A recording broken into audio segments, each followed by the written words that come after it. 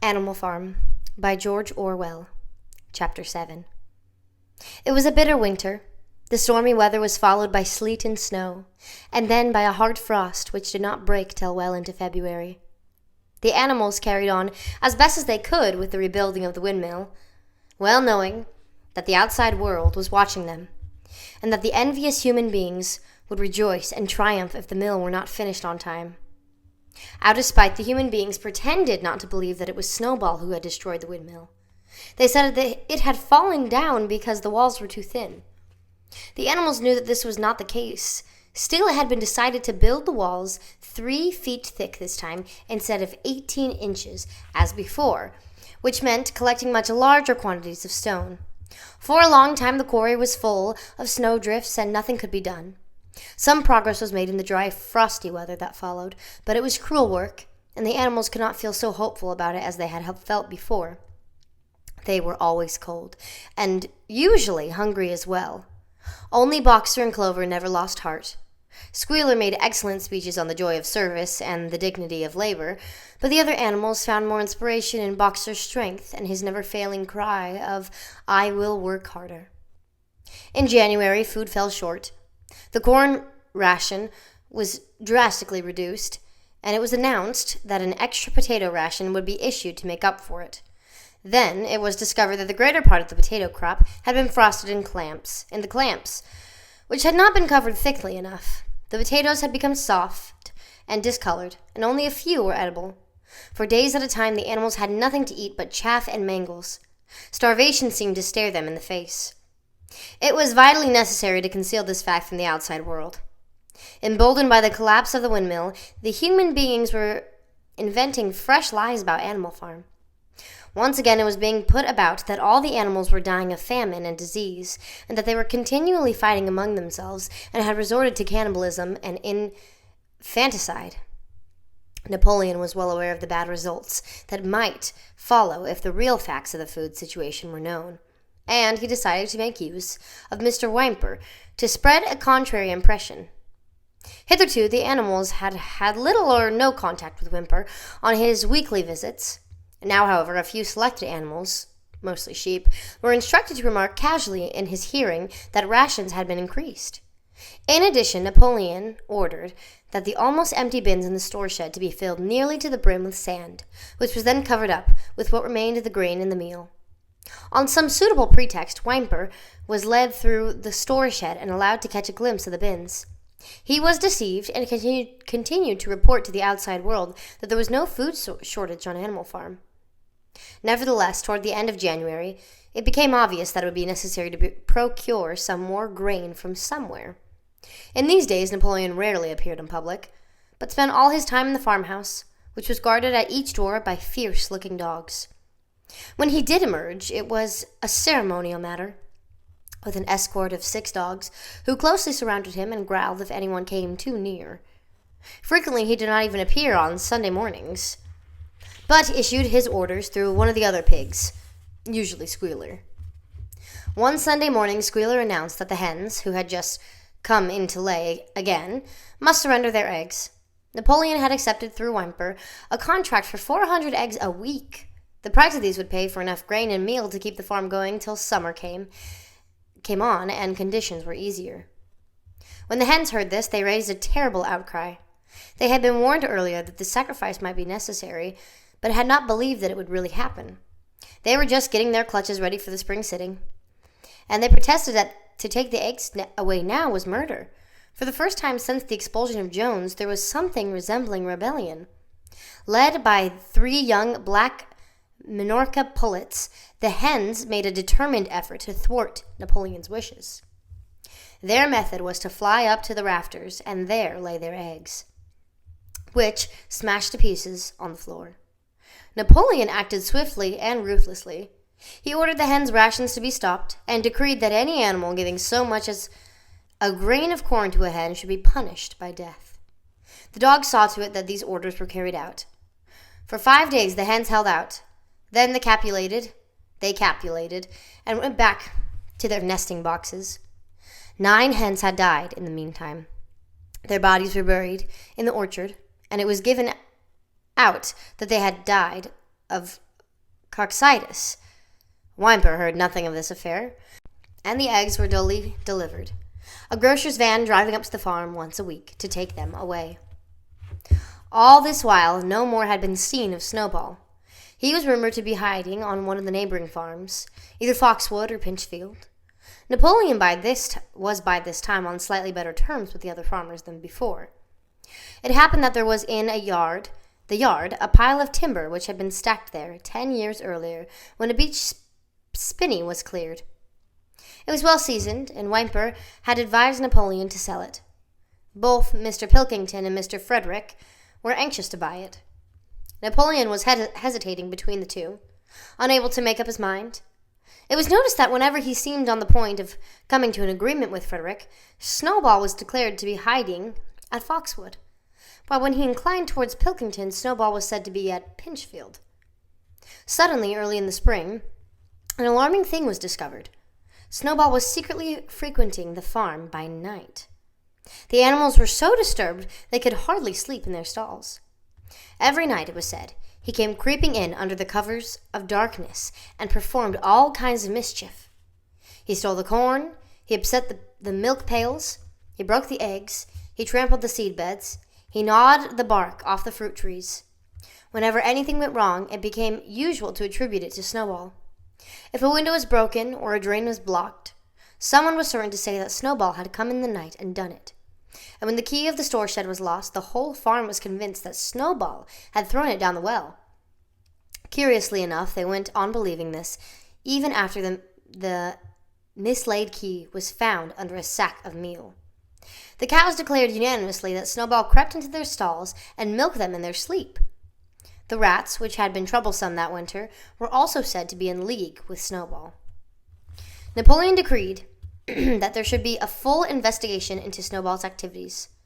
With his dogs in attendance, he set out and made a careful tour of inspection of the farm buildings, the other animals following at a respectful distance. At every few steps, Napoleon stopped and snuffed the ground for traces of Snowball's footsteps, which, he said, he could detect by the smell. He snuffed in every corner, in the barn, in the cowshed, in the hen house, in the vegetable garden, and found traces of Snowball almost everywhere. He would put his snout to the ground, give several deep sniffs, and exclaim in a terrible voice, "Snowball! He has been here! I can smell him distinctly!" And, at the word "Snowball," all the dogs let out blood-curdling growls and showed their side teeth. The animals were thoroughly frightened. It seemed to them as though Snowball were some kind of invisible influence pervading the air about them and menacing them with all kinds of dangers. In the evening, Squealer called them together, and with an alarmed expression on his face, told them that he had some serious news to report. "Comrades," cried Squealer, making little nervous skips, "a most terrible thing has been discovered. Snowball has sold himself to Frederick of Pinchfield Farm, who is even now plotting to attack us and take our farm away from us. Snowball is to act as his guide when the attack begins. But there is worse than that. We had thought that Snowball's rebellion was caused simply by his vanity and ambition. But we were wrong, comrades. Do you know what the real reason was? Snowball was in league with Jones from the very start. He was Jones's secret agent all the time. It has all been proved by documents which he left behind him, and which we have only just discovered. To my mind, this explains a great deal, comrades. Did we not see for ourselves how he attempted, fortunately, without success, to get us defeated and destroyed at the Battle of the Cowshed? The animals were stupefied. This was a wickedness far outdoing Snowball's destruction of the windmill. But it was some minutes before they could fully take it in. They all remembered, or thought they remembered, how they had seen Snowball charging ahead of them at the Battle of the Cowshed, how he had rallied and encouraged them at every turn, and how he had not paused for even an instant when the pellets from Jones's gun had wounded his back. At first it was a little difficult to see how this fitted in with this being on Jones's side. Even Boxer, who seldom asked questions, was puzzled. He lay down, tucked his forehoofs beneath him, shut his eyes, and with a hard effort managed to formulate his thoughts. "I do not believe that," he said. "Snowball fought bravely at the Battle of the Cowshed. I saw him myself. Did we not give him Animal Hero First Class immediately afterwards? That was our mistake, comrade, for we know now it is all written down in the secret documents that we have found, that in reality he was trying to lure us to our doom. But he was wounded, said Boxer. We all saw him running with blood. That was part of the arrangement, cried Squealer. Jones's shot only grazed him. I could show you this in his own writing if you were able to read it. The plot was for Snowball, at the critical moment, to give the signal for the flight and leave the field to the enemy, and he very nearly succeeded. I will even say, comrades, he would have succeeded if it had not been for our heroic leader, Comrade Napoleon. Do you not remember how, just at the moment when Jones and his men had got inside the yard, Snowball suddenly turned and fled, and many animals followed him? And do you not remember, too, that it was just at that moment, when panic was spreading, and all seemed lost, that Comrade Napoleon sprang forward with a cry of "Death to humanity!" and sank his teeth in Jones's leg? Surely you remember that, comrades, exclaimed Squealer, frisking from side to side. Now when Squealer described the scene so graphically, it seemed to the animals that they did remember it. At any rate, they remembered that at the critical moment of the battle, Snowball had turned to flee, but Boxer was still a little uneasy. I do not believe that Snowball was a traitor at the beginning, he said finally. What he has done since is different, but I believe at the Battle of the Cowshed he was a good comrade.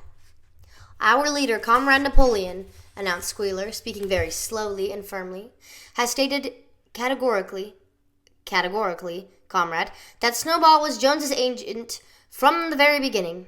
Yes, and from long before the rebellion was ever thought of it. Ah, that is different, said Boxer. If Comrade Napoleon says it, it must be right. That is the true spirit, comrade, cried Squealer.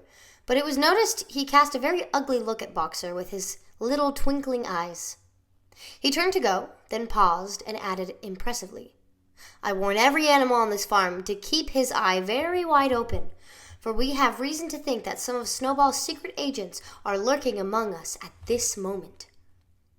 4 days later, in the late afternoon, Napoleon ordered all the animals to assemble in the yard. When they were all gathered together, Napoleon emerged from the farmhouse, wearing both his medals, for he had recently awarded himself Animal Hero First Class and Animal Hero Second Class, with his 9 huge dogs frisking round him and uttering growls that sent shivers down all the animals' spines. They all cowered silently in their places, seeming to know in advance that some terrible thing was about to happen. Napoleon stood, sternly surveying his audience. Then he uttered a high-pitched whimper.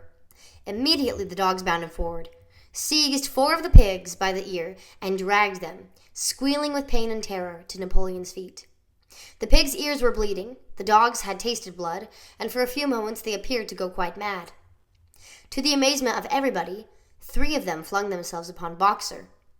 Boxer saw them coming and put out his great hoof, caught a dog mid-air, and pinned him to the ground. The dog shrieked for mercy, and the 2 others fled with their tails between their legs. Boxer looked at Napoleon to know whether he should crush the dog to death or let it go.